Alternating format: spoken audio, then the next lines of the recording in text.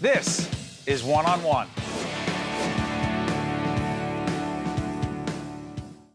Steve Adubato here at Montclair State University. This is the 2017 annual scholarship dinner. I'm a graduate of this fine institution, but only one graduate standing next to me is the honoree tonight, one of our honorees. She is Annette Catino, President and CEO, CAUCUS Alliance Network, Inc. You are one of the honorees tonight. How does that feel? It feels great. It feels great to come home and for my alma mater to recognize my achievements. And the other part of this night, we've been talking to people all night, this event raises a lot of money for scholarships for young people who otherwise would not have a chance to go to college. Talk about that part. Well, that's very important to me because when I went to college, I had to work my way through college. There weren't a lot of scholarships available. And so I worked full time and came to college and did what I had to do. But to make it a little easier for young people today so that they don't come out of college with mountains of debt, just makes their dreams and their aspirations more of a reality for them. Talk about that a little bit, Annette. To disclose, Annette is a member of the board of trustees of the CAUCUS Educational Corporation, our production company. We've known each other a long time and, you know, as a great supporter of public broadcasting, but we actually have talked about leadership. We've talked about the challenges people face for a long time. Did you know, quote, back in the day at Montclair State, that you were going to be a leader in business and philanthropy and do the things you're doing? Well, my mother said I was a colicky baby, and that she always thought I was going to be the president of something. Something. Something. She didn't know what, but something. But no, I mean, it was the grounding that I got here at Montclair State that really opened up my eyes to the world of healthcare. I didn't know anything about healthcare as an industry. I had a professor who taught me about healthcare economics. You always talk about that professor. Oh, she's the love of my life because I wouldn't be here tonight, but for one professor who really opened my eyes to this field that was growing, that was a huge part of our gross domestic product, that was going to be taking care of people for lifetimes. And she said, your business acumen can be used to help people. And that was what attracted me to healthcare. Isn't it so interesting? People often say, I want to be an entrepreneur. And by the way, we've interviewed people who are great entrepreneurs. You know, our friend Gary Vee has made a ton of money. He's great. He said, college is overrated. You don't need it. But for some people, like Annette Catino, there was a professor you met who said some things to you, impacted your life, and you may not be here today and be the success you are in the Business Hall of Fame, and so many other great, Junior Achievement has honored you, so many others, if it were not for that experience. Absolutely. I was on a path to become an accountant. I was going to be a CPA. That's where I thought I was going to land.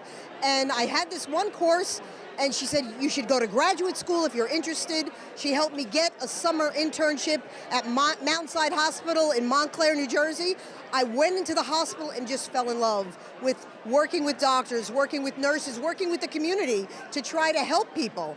And it was something that I knew I was destined to be. Every time I get a chance to speak to Annette, given everything going on in the world of healthcare, I have to ask you, where do you think we are today, and more importantly, do you have any idea where we may be going tomorrow?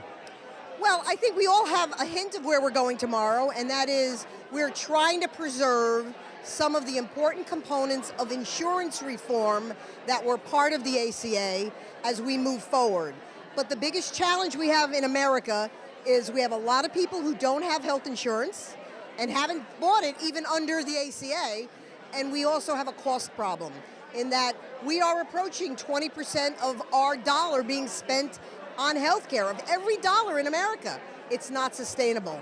The aging of the baby boomers, which you and I are part of, is just going to make that situation worse. So we have to come up with a solution that balances both the cost and the quality of healthcare to make it affordable for every American. And speaking of every American, what advice would you have for healthcare consumers out there today who are saying, they have one eye on Washington, one eye on Trenton, and one eye on their insurance company or whomever, their providers, saying, I don't know what's happened. What advice do you have for them? Well, my first advice is always take care of yourself.